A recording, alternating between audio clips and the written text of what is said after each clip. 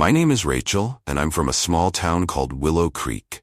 I work the night shift as a nurse, leaving my 16-year-old son, Jonah, alone in the house most nights. I'd always thought of Willow Creek as a quiet, safe place. Nothing really happens here. But after what I went through, I'll never see it the same way again. It started on an ordinary Tuesday night. I just left for my shift, kissed Jonah goodnight, and reminded him to keep his door locked, like he always did. He's a good kid, but recently he'd been acting off. Quiet, reserved. He'd even confessed he felt like he was being watched inside the house. I brushed it off, thinking it was just teenage anxiety, maybe too much horror on his phone. Around midnight, I got an alert from our home security system on my phone. It showed Jonah's door was open. Just a crack, barely noticeable. But I knew he wouldn't leave it like that. I opened the camera feed and saw his door was indeed ajar, but Jonah was in bed, still and sound asleep. My stomach twisted. I tried calling him, but it went straight to voicemail. I told myself it was probably just a glitch, or maybe he'd gotten up, opened it, and forgotten to close it all the way. But then a message appeared on my screen, from a number I didn't recognize. "Your son is safe, for now." My heart stopped. It was a feeling like ice spreading in my veins. I stared at my phone, horrified, wondering if someone was playing a twisted joke. Maybe a prank from one of his friends. I responded, "Who is this?" But no reply came. I felt helpless, so far away, with no one around to help us. Not 10 minutes later, another notification from the security app. This time it was movement detected downstairs in the kitchen. I looked at the feed, hoping to see nothing. But something was off. There was a shadow moving across the living room, just out of the camera's range. I leaned in, trying to get a closer look. The figure moved so smoothly, so quietly, like it knew where each camera was. I called again. No answer. I texted Jonah, my hands shaking, but the messages just sat there, unread. Panic was tightening around my chest. My mind raced with worst-case scenarios, but I forced myself to keep thinking clearly. I texted my neighbor Tom, asking him if he could check on the house. He responded right away, but told me he was out of town. I felt so alone. Each passing minute stretched longer and darker. I watched the house on my phone like it was a horror movie unfolding. The last straw came when a final message arrived. You never know what goes through a teenage mind, do you? Whoever this was, they knew Jonah, maybe even knew our routines. This wasn't random, this was someone close, and they were in my house. By now, it was close to dawn, and I knew I couldn't take any more of this. I left work early, speeding home, fighting back, the rising terror that something had happened to Jonah. My mind went back to all the small, unsettling things I'd ignored over the past weeks, things Jonah had tried to tell me but that I'd dismissed. As soon as I reached the house, I saw it immediately. The back door was unlocked. I walked into the house as quietly as I could, my heart racing. The house was still, almost too still. I crept through the rooms, feeling like an intruder in my own home. Every creak of the floor felt deafening. As I reached the stairs, I noticed something strange. The faint smell of cologne, one I didn't recognize, lingering in the air. I forced myself up the steps, each one feeling like it took a lifetime. At the top of the stairs, I went straight to Jonah's room. He was still there, asleep, just as I'd seen on the cameras. I breathed a sigh of relief, almost laughing with the release of tension. But that moment didn't last. I noticed something odd. The placement of his things seemed off, as if someone had been through them.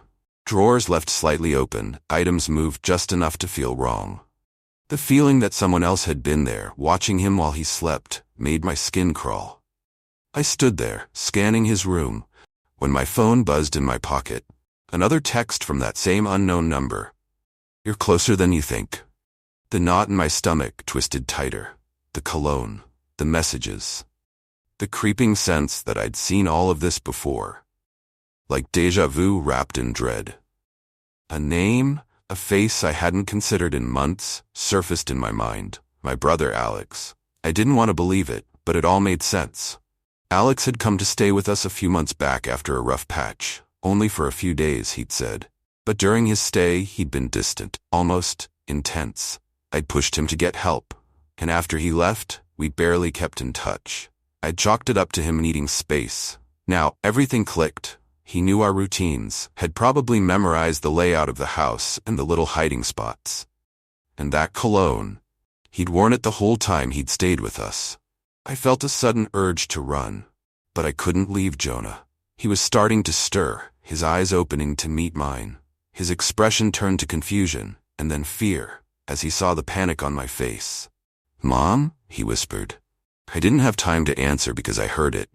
The sound of footsteps downstairs. I pressed a finger to my lips, urging Jonah to stay quiet. My heart thundered in my chest as I turned back toward the door, straining to hear the sounds below. The footsteps were slow, deliberate, as if the intruder was taking their time. I could feel the fear coiling around me like a vice, squeezing tighter with every passing second. "Mom, what's happening?" Jonah's voice trembled, and I could see the confusion and fear in his eyes. I had to protect him, but how? I glanced around the room, searching for something, anything that could help. The idea struck me. I pulled out my phone and texted Tom again, typing frantically, "Call the police. Someone's in my house." I hit send and waited, watching Jonah, who had now sat up in bed, clearly scared. "Mom, is it Alex?" I swallowed hard. I had to confront this. "Stay here. Lock the door and don't come out," I instructed him.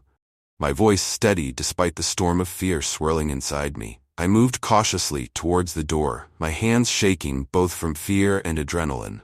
With every step, the footsteps grew louder, echoing through the hallway. I could almost feel the presence of whoever was down there, creeping closer to Jonah's room. I had to make a choice.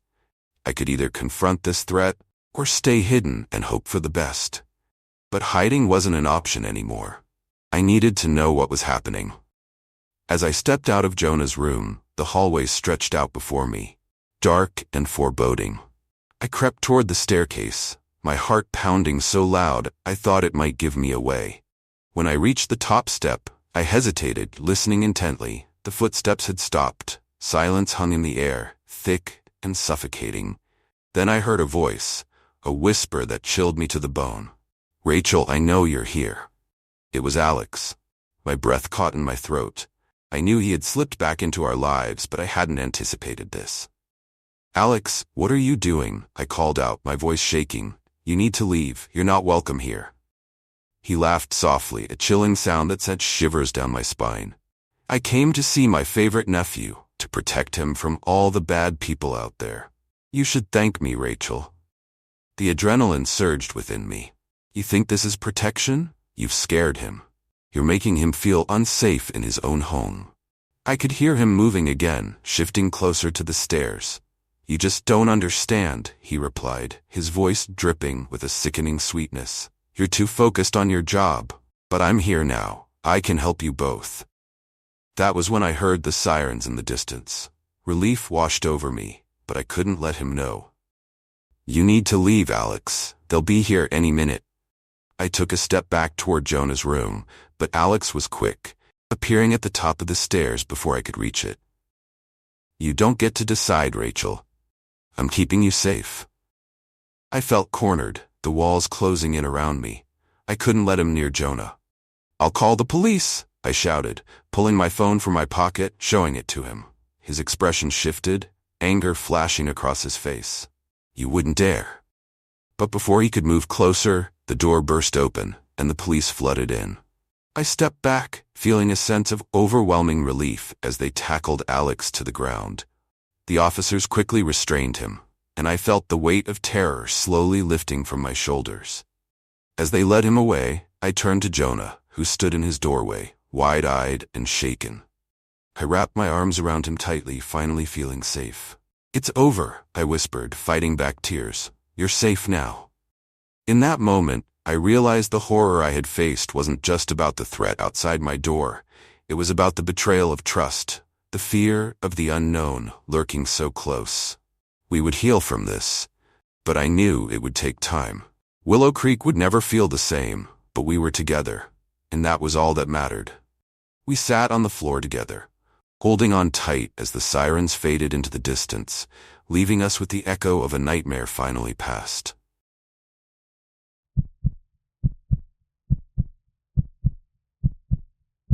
My name is Joe, and I've lived my whole life in a small, quiet town in Ohio. For the last 25 years, I've been a bus driver, working the graveyard shift through lonely, empty streets. I always liked the peace of it. But now, I'll never feel safe again. My last shift, it turned into something out of a nightmare. It started like any other night. The bus was mostly empty as I drove the usual route through dimly lit streets, my only company, the occasional stray dog or distant streetlight flickering.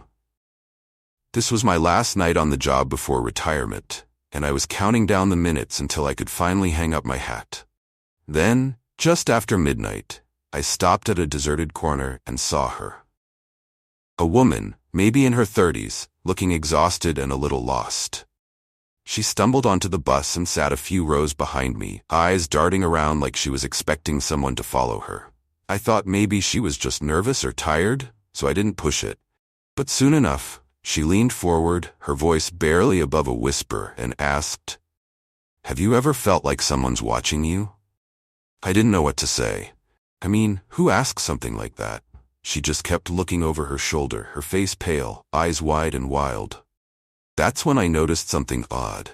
Headlights in the distance behind us, following at the same slow pace as the bus. I brushed it off at first, but the longer I watched, the more certain I became. Whoever it was, they were keeping pace. Watching us. My unease grew as we drove deeper into the route. I felt trapped by the weight of the silence, the low hum of the bus engine, the only sound in the world. The woman must have sensed my tension because she leaned forward again, voice trembling. She told me a man had been following her for days, showing up wherever she went. She didn't know who he was or what he wanted. The fear in her voice was chilling, and I realized her story was too raw to be some kind of prank. I tried to reassure her, but she just clutched her bag tighter, glancing back toward the headlights that still trailed us. At the next stop, someone else boarded. I barely noticed him at first. He wore a dark hoodie, and his face was shadowed, but something about him felt wrong. He didn't sit near us, choosing a spot at the very back of the bus, his gaze fixed on the woman. She stiffened, shrinking into her seat, and I realized this wasn't some coincidence. This was the man she'd been running from. I decided to change the route, hoping to lose him by taking us toward the busier parts of town.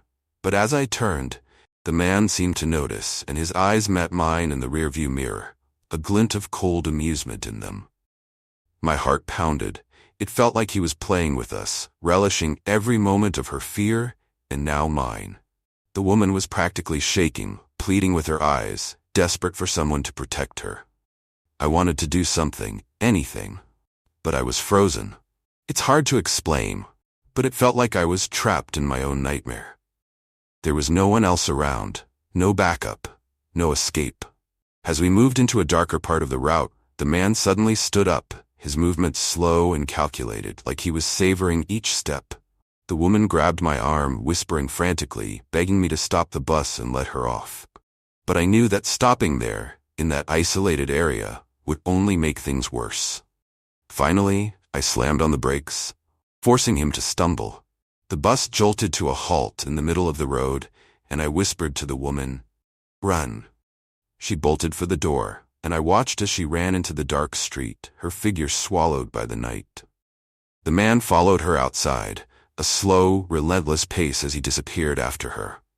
I sat there, gripping the wheel, paralyzed with fear and guilt, wondering if I'd made the right choice, or if I'd just sent her to her end. As the woman vanished into the night, I was left gripping the wheel, heart pounding, feeling like I'd just made the worst decision of my life. My hands trembled as I sat in the silence of the bus, trying to convince myself I'd done the right thing. But the look in her eyes, that terror, kept haunting me. I couldn't shake the feeling that I'd abandoned her to something unspeakable. The quiet around me grew thick, oppressive. I looked down the empty road, half hoping she'd reappear, safe. But then, out of the corner of my eye, I saw movement in the rearview mirror. I turned, and my heart froze. The man was back, standing right in the middle of the road, barely visible in the bus's dim lights. Alone. I squinted, hoping he'd turn around, walk away, anything. but he just stared, that cold amusement still in his eyes. He wasn't running.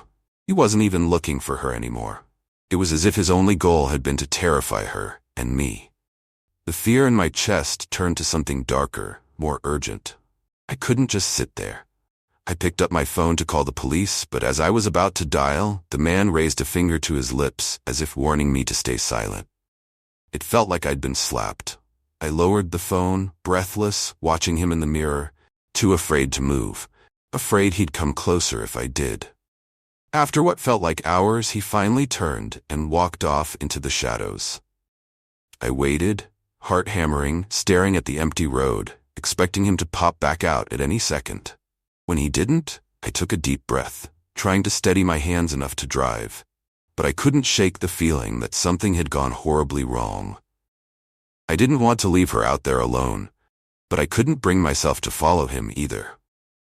Finally, I managed to start the bus and began driving toward the nearest police station, my mind racing. As I drove, flashes of the woman's terrified face haunted me, every nerve screaming that I'd left her to a fate worse than anything I could imagine. By the time I reached the station, my stomach was in knots. I stumbled inside, barely able to get the words out, explaining what had happened. The officers were hesitant at first, maybe even doubtful. But I could tell they saw the desperation in my eyes, and they agreed to send a unit to check the area. They told me to stay there while they searched, but waiting felt like torture. Each second dragged on, stretching out, making me replay every moment over and over, every choice I'd made that had led to this. After what felt like an eternity, one of the officers came back. He looked grim as he approached me, his face drawn and tight. I could barely breathe as he explained. They'd found signs of a struggle not far from where I'd stopped the bus, footprints, scattered belongings. But the woman, she was gone. No sign of her anywhere. I felt like my world had collapsed. I wanted to go back, to undo every decision, to keep her on the bus no matter what.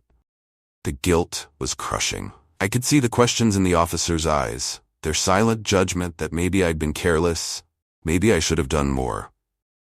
But deep down, I knew it didn't matter. Nothing could change what had happened. As I drove home later that morning, the sun rising in a mocking, indifferent sky, I kept seeing his face in the mirror. That cold, taunting look. And every time I closed my eyes, I saw her too. Running alone into the dark, her face twisted with fear, silently begging for someone to protect her. To this day, I don't drive that route, not even in daylight. I retired the next week, but her face and his have never left me. Every night, as soon as the shadows creep in, I feel them both, like they're watching me, waiting for me to close my eyes, reminding me of the night I'll never forget.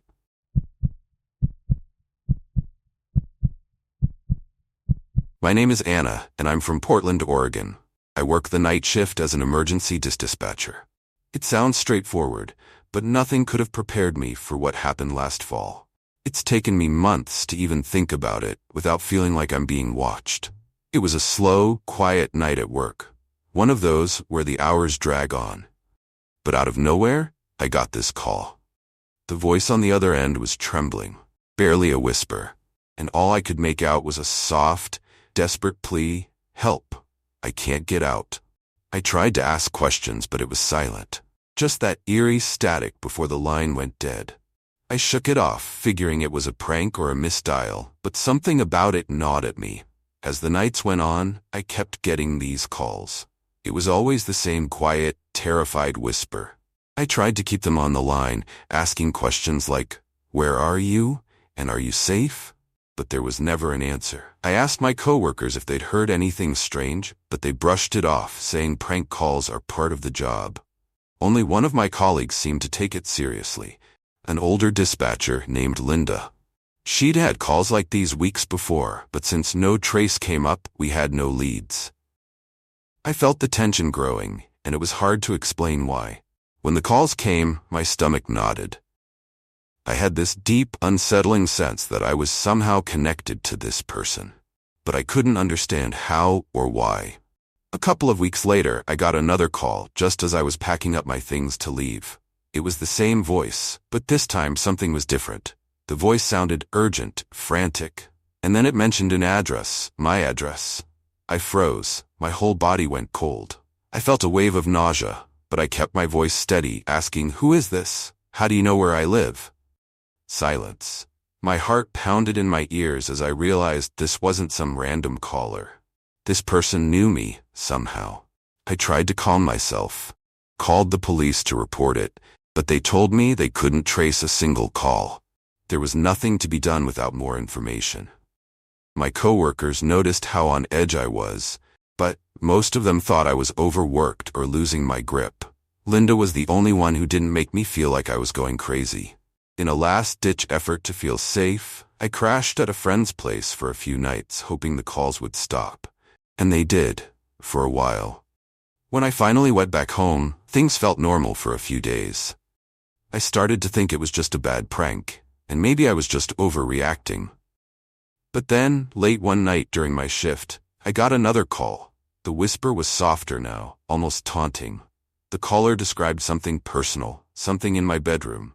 A necklace I'd left by the window, a tiny detail that no one could have known without actually being there. That's when it hit me. This person had been inside my home. I felt sick. My mind was racing with terror. I couldn't go home. I packed my things and practically ran out, not looking back until I was at my friend's door, breathless and shaking. I tried to act normal around my coworkers, but the fear was unbearable. Even in daylight, I felt watched. And every time the phone rang, my heart raced. Terrified it would be that whisper again. Staying at my friend's place helped, but only a little. I was haunted by the thought that someone out there knew where I lived, knew intimate details about my life. The police didn't have enough evidence to act on, so I had no choice but to return to work, hoping maybe this nightmare would just end. On my first night back, I tried to settle into my routine, telling myself it was all just some sick prank. But then, just after midnight, the phone rang, and that same whisper filled my ear. "They know," it said, like a breath against my neck. I froze, chills running down my spine, but I forced myself to respond. "Who is this?"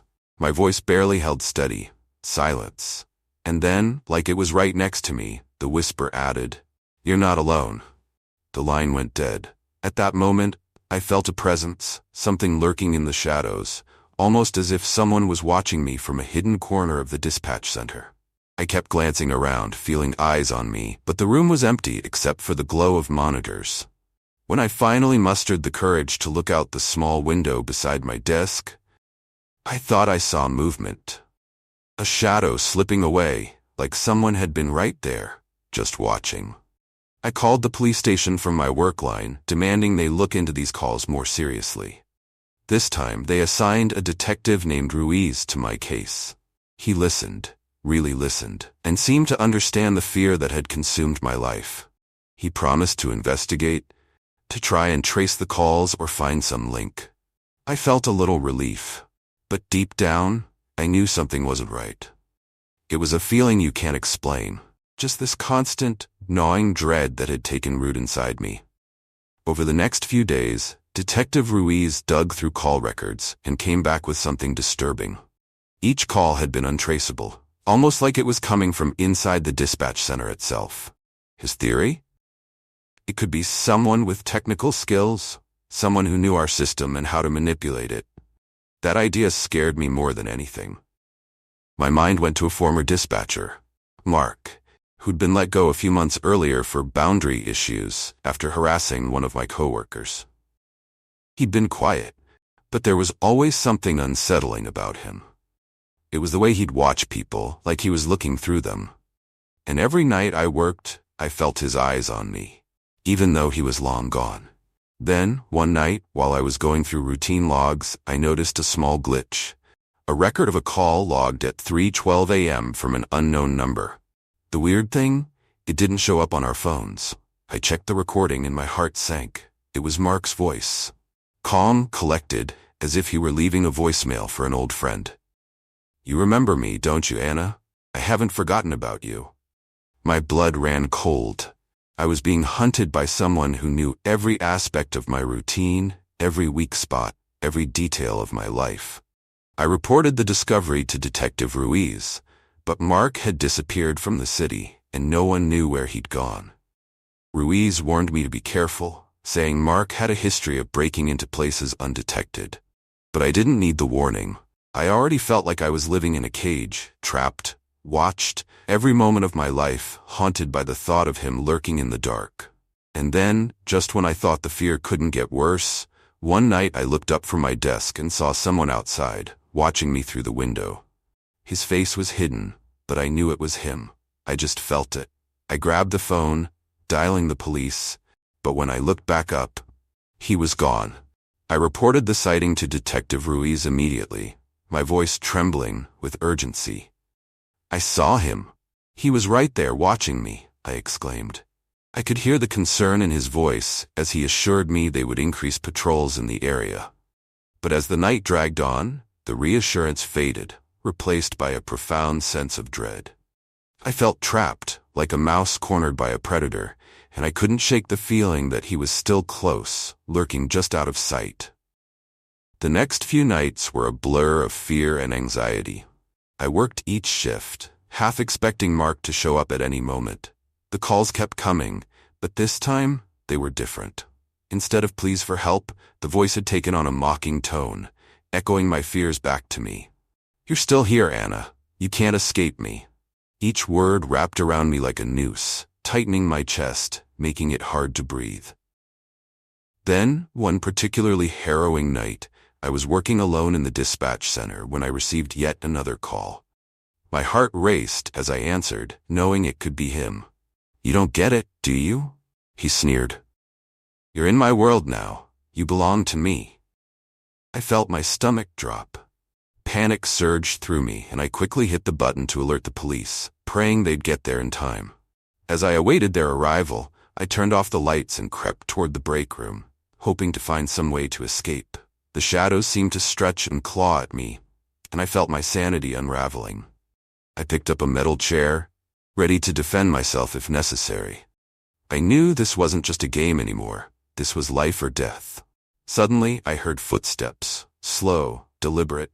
My heart pounded in my chest. I clutched the chair tighter, trying to control my breathing. I waited in the darkness, the tension suffocating. Just as I was about to bolt for the door, the lights flickered back on, revealing a figure standing in the doorway. It was Detective Ruiz, his face pale, eyes wide. "Anna, are you okay?" he shouted, quickly assessing the room. I let out a breath I didn't know I was holding, but relief was short-lived. "He's been spotted nearby," Ruiz said urgently. "We need to get you out of here." As we hurried to the exits, the panic erupted in my chest again. What if Mark was right outside? What if he was waiting for me? Just as we reached the front entrance, I heard a noise behind us, a shuffling, a low chuckle. My heart raced as I turned around to see Mark emerging from the shadows, a sinister grin stretching across his face. "Leaving so soon?" he taunted, stepping closer. I felt the adrenaline surge. I had to act.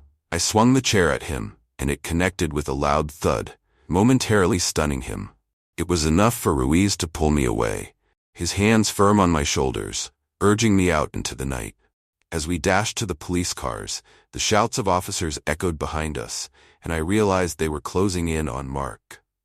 They apprehended him just as we reached safety, and I felt a rush of relief wash over me, mixed with disbelief. This nightmare might finally be over.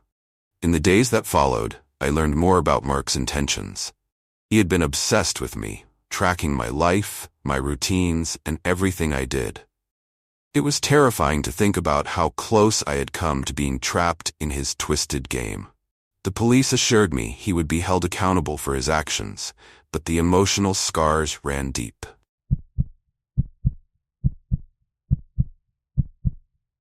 Working the night shift at Walmart in Texas wasn't exactly what I'd call exciting, but it had its perks. The quiet, the empty aisles, the lack of demanding customers, it was almost peaceful. Most nights, it was just me, my thoughts, and the steady hum of fluorescent lights overhead. I'd grab a cart, make my rounds, stocking shelves with the same mind-numbing routine that I'd gotten used to. I liked it that way. Simple. Predictable. But things didn't stay that way. It started small. Real small. I was doing my usual restocking in the toy section, minding my business, when I noticed something out of place. A stuffed bear, just lying there on the floor, right in the middle of the aisle. At first I didn't think much of it. Kids probably knocked it over earlier, right? Except it was night, and there hadn't been any kids around since the afternoon. Still, I picked it up. A plain old teddy bear, brown fur, button eyes, a little worn. I shrugged, set it back on the shelf, and kept going. Didn't seem like a big deal. But that was just the beginning. A couple of days later, I noticed more stuff out of place. Dolls with their heads turned like they were watching me, toy cars rolling out of their boxes. Weird, yeah, but I figured maybe I was just tired, zoning out during my shifts. I mean, who wouldn't? Graveyard shift does that to you. Still, it kept happening. Every night I'd find something new. A toy train on the floor, a jack-in-the-box opened when I knew damn well it was closed the night before. I even joked about it to a couple of the guys I worked with. They laughed it off, said I was seeing things, maybe spending a little too much time in the toy aisle. They had no idea. I tried to shake it off. Really, I did. But something about it didn't sit right with me. I couldn't help but feel like I wasn't alone when I walked through that section. Like there were eyes on me, watching my every move, and no matter how much I tried to ignore it, the feeling stuck. Then came the laughter. It was faint at first. So faint I thought I imagined it. A high-pitched, childish giggle that echoed through the aisles. I stopped mid-step, my breath catching in my throat. The store was empty. It had to be a malfunction. Maybe one of the talking dolls. I walked over to where I thought the sound had come from. But there was nothing. No talking toys, no customers, nothing, just me. I stood there for a while, staring down the aisles of brightly colored toys, feeling this uncomfortable knot twist in my gut. But after a minute or two of hearing nothing else, I told myself I was overreacting and went back to work. But I avoided that aisle more often after that. Whenever I could, I skipped it altogether. Still, the weirdness followed me, creeping into my thoughts, gnawing at the back of my mind. One night, though, I couldn't avoid it anymore. I had to do my rounds, and as I walked by, I saw it again. The bear, same one, lying on the floor, staring up at me with those dead, glassy eyes. Only this time, it felt different. I don't know why, but it felt like it had been left there for me. Like it was waiting. It wasn't long before I started noticing more of the strange, unsettling things happening around the toy section. It was subtle at first, just small shifts in the way the toys were arranged. You know, nothing that would immediately scream paranormal or whatever, but it was enough to make me question my own memory. I remember coming in one night, ready to go through the usual mind-numbing routine, but when I passed by the toy aisle on my first sweep, something caught my eye. A few dolls were just off. I distinctly remembered lining them up facing forward like we always do to make everything look neat. But now, some of them were turned sideways, and one in particular had her head twisted to look back at the entrance. I laughed it off, though. I mean, who wouldn't? It's just toys. Maybe a kid messed with them before we closed. But then it kept happening. Each night, I'd walk through that aisle, and something would be different. One time, it was a bunch of toy cars lined up perfectly outside their boxes, like they'd been driven out. Another night, it was those creepy-ass dolls again, all with their heads tilted at unnatural angles, eyes seemingly following me as I moved past. And the worst part? No matter how much I tried to convince myself it was just some prank or coincidence, deep down, I started feeling like something was watching me. Still, I kept it to myself. It's not like you can go around telling your coworkers, "Hey, I think the toys are moving by themselves." They'd think I was losing it. Hell, I was starting to think I was losing it.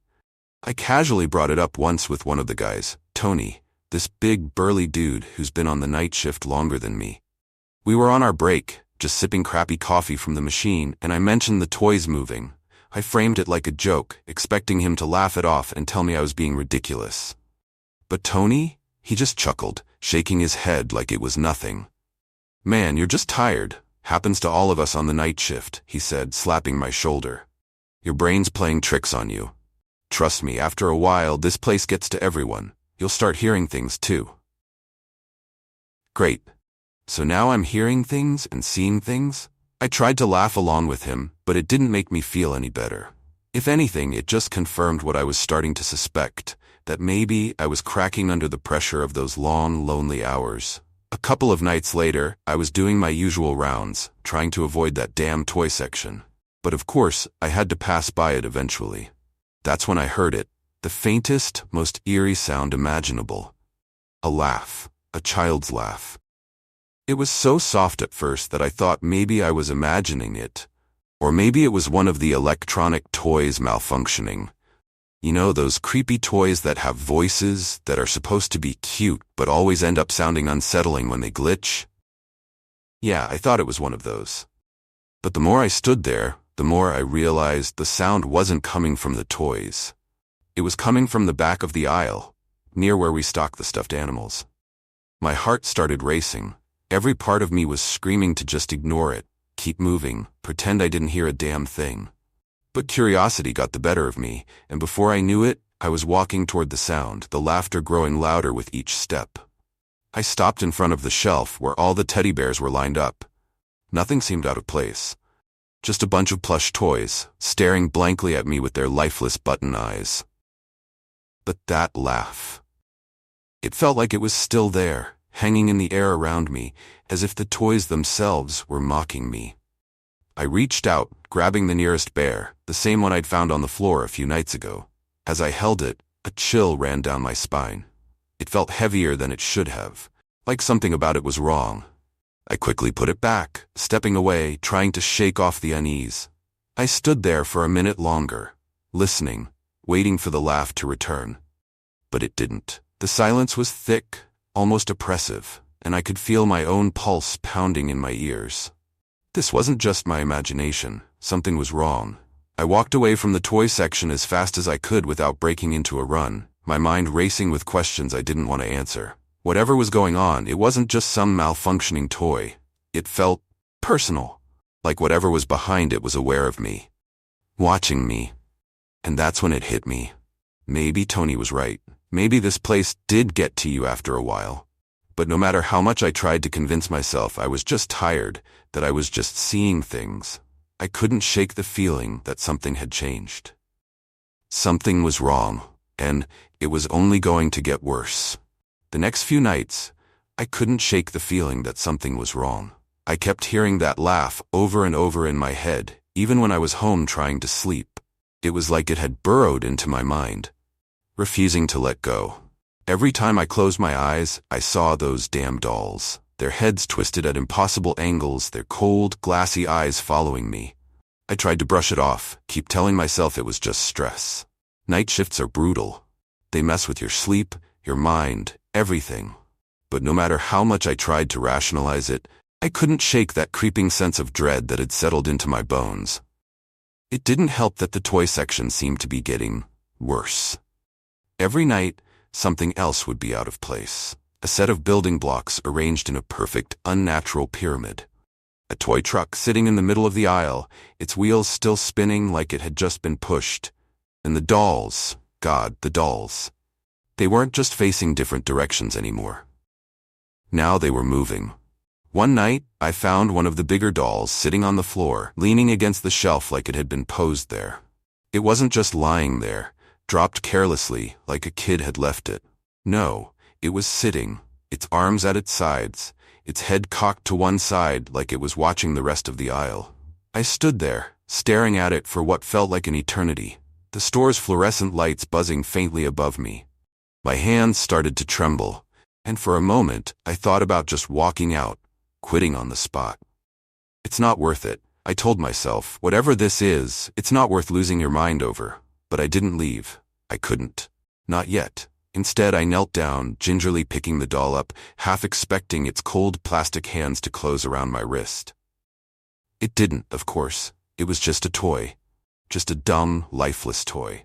I placed it back on the shelf, lining it up perfectly with the others, and stepped back, my heart pounding in my chest. That's when the lights flickered. At first, I thought it was just another glitch in this old building. The store's lights weren't exactly the most reliable, but this time, it felt different. The flicker wasn't random. It was deliberate.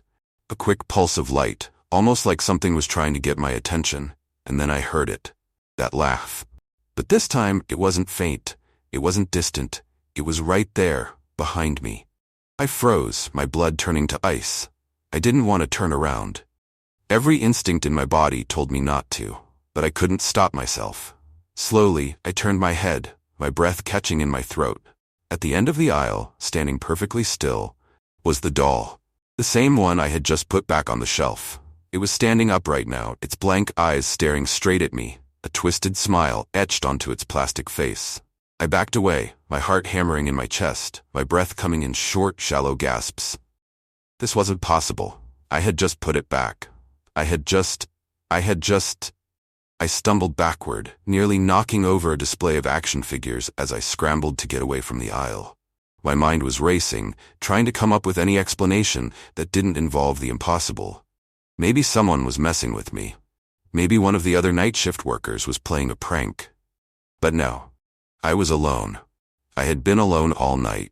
I made my way to the back of the store, trying to catch my breath, my hands shaking uncontrollably. I needed to calm down, I needed to think. But every time I closed my eyes, I saw that doll, standing there, staring at me with that horrible, lifeless grin. I didn't go near the toy section for the rest of the night. Hell, I didn't even finish my rounds. I just stayed in the back, avoiding the aisles, avoiding whatever was happening in that part of the store. When my shift finally ended, I bolted for the door. The sun was just starting to rise, casting an eerie gray light over the parking lot. But I didn't care. I needed to get out. I needed to get away from that place. But as I reached my car, I stopped dead in my tracks. Sitting on the hood of my car, perfectly upright, was the doll. It wasn't the same one from the store. No, this one was smaller, one of those porcelain dolls with the delicate features and the lace dress. But it was unmistakable. The same cold eyes, the same twisted smile. I didn't wait to find out how it got there. I didn't care. I just grabbed it, tossed it into the bushes, and got the hell out of there. But even as I sped away, I couldn't shake the feeling that I was being watched. That somewhere, somehow, those cold, lifeless eyes were still on me. And the worst part? The laugh. I could still hear it. It followed me home. I didn't sleep that day. After getting home, I locked every door, every window, even though I knew it wouldn't help. Not against this. I could feel it, the lingering presence, like an invisible weight pressing down on the house. That laugh still echoed in my mind, so faint I could almost convince myself it wasn't real. Almost. I sat on the couch, staring at the TV, not really watching. My mind kept drifting back to the store, to that doll sitting on the hood of my car. How had it gotten there? I tossed it into the bushes, I was sure of it. But no matter how much I tried to rationalize it, the pit in my stomach told me something worse. This wasn't over. My phone buzzed on the table, the screen lighting up with a message from my manager. "Bill, you good? Saw you left in a hurry this morning. Everything all right?" I stared at the message, my thumb hovering over the screen. What was I supposed to say? That I was being haunted by a doll from the toy section? That something was screwing with me, following me home? No way. He'd think I was losing it. Instead, I replied with something safe. "Yeah, just tired. Weird night, that's all." I put the phone down and rubbed my temples, trying to shake off the pounding headache that had settled in behind my eyes. I needed to calm down. I was letting this get to me. It was all in my head, right? Stress, exhaustion. Night shifts can mess with you like that. But the rational explanations were becoming harder to believe, especially after what happened next. The TV flickered. Just a quick blink, the screen going dark for a split second before coming back on. I frowned, glancing at the remote on the coffee table. Maybe a loose connection, I thought. But as soon as I reached for it, the power cut out completely, plunging the room into darkness. My heart skipped a beat.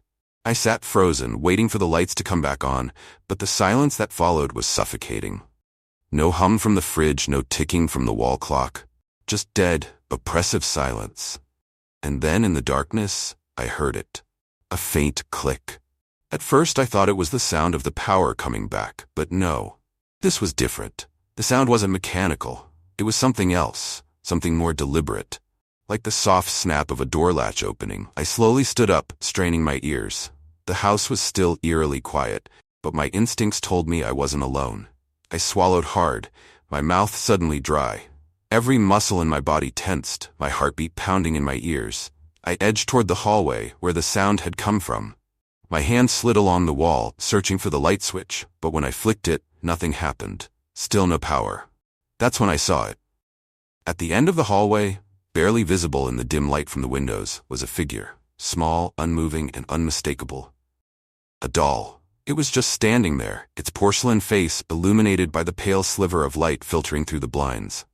Its head was cocked to the side, its eyes wide and glassy, staring directly at me. My breath caught in my throat. It wasn't the same doll from the store. This one was different, an old-fashioned handcrafted doll with a cracked face and faded clothes, like something you'd find in an antique shop. But the look, that same twisted grin, that cold, lifeless stare. I backed away, my legs trembling, the hairs on the back of my neck standing on end. How the hell had it gotten into my house? I didn't own anything like that, I hadn't brought it home. But there it was, just standing there, as if it had always been part of the house, waiting for this moment. The laugh echoed again, louder this time, filling the hallway, bouncing off the walls. It felt like it was coming from every direction, suffocating me, pressing in closer. I stumbled backward, nearly tripping over the edge of the carpet. My heart was racing now, panic setting in as I fumbled for the front door. I needed to get out, to escape. But just as my hand closed around the doorknob, the laugh stopped. Silence. I turned, slowly, my pulse thundering in my ears. The doll was gone. The hallway was empty. I blinked, trying to make sense of it. I hadn't imagined it, I knew what I saw. But now there was nothing. No sign of the doll. No sound. Just the lingering sense that something was watching me, hiding just beyond the edge of my vision. My phone buzzed again. I pulled it from my pocket with shaking hands. "Come back tonight?" Bill's message flashed on the screen. I didn't answer right away. My hand tightened around the phone, the cold sweat trickling down my back. There was no way in hell I was going back to that store tonight. But I knew something else now, something I couldn't deny. It wasn't just the store. It had followed me here. I didn't leave the house for hours. I couldn't.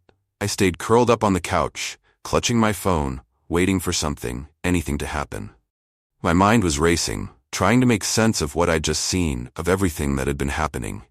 It wasn't possible, none of it was. But I couldn't deny it anymore. This thing, it wasn't just a coincidence. It wasn't just some prank or hallucination. It was real, and it had followed me home. As the sun began to set, a creeping dread settled in. The dim light filtering through the windows reminded me of the first night shift, the flickering lights, the strange movements. Every shadow seemed to stretch, grow longer, as the house was swallowed by darkness once again. I was running out of time. My phone buzzed again, pulling me back to reality.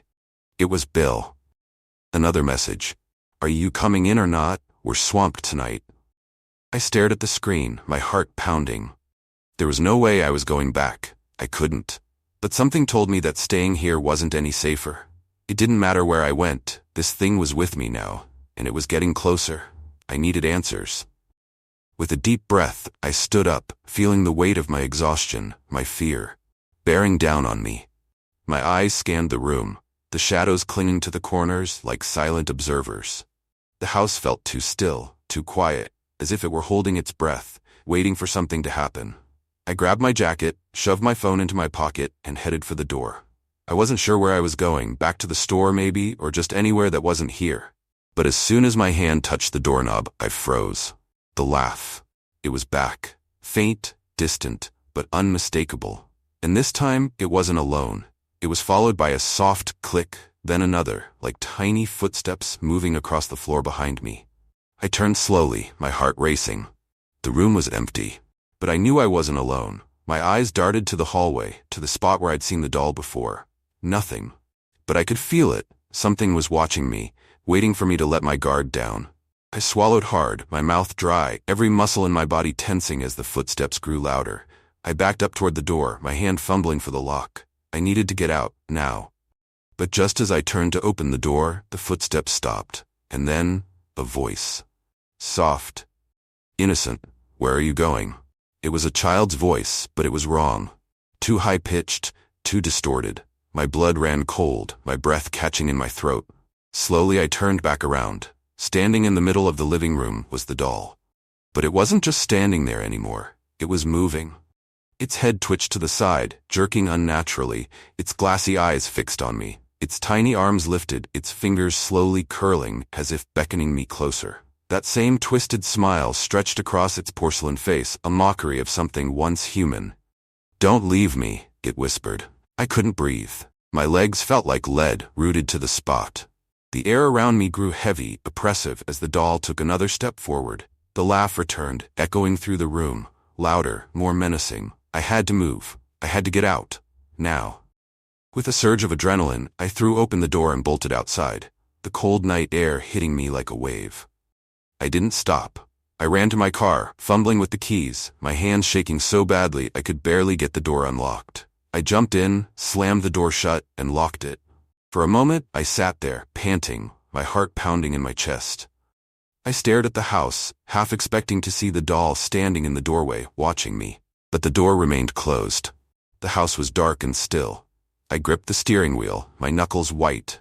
I needed to leave, to drive far away, but my hands wouldn't move. My mind was racing, trying to process everything that had happened. That's when I noticed something. In the rearview mirror, the back seat, my blood turned to ice.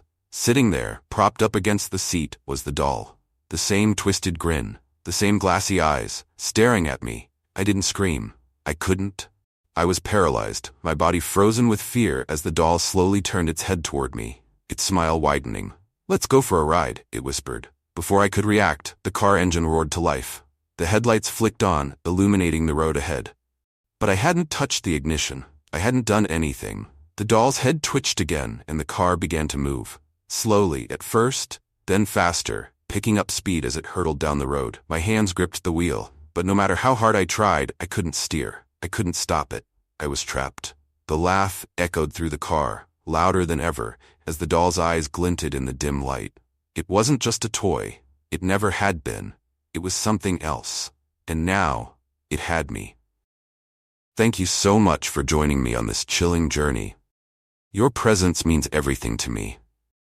If you found this video hauntingly captivating, I would be incredibly grateful if you could subscribe to the channel and leave a like.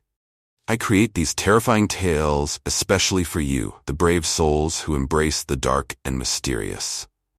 Your support fills my heart with gratitude, and I can't thank you enough for being part of this community. As you continue your night, I invite you to explore another story that's playing on your screen right now. Together, let's keep the thrill of horror alive. Thank you from the depths of my heart, and sweet nightmares, until we meet again.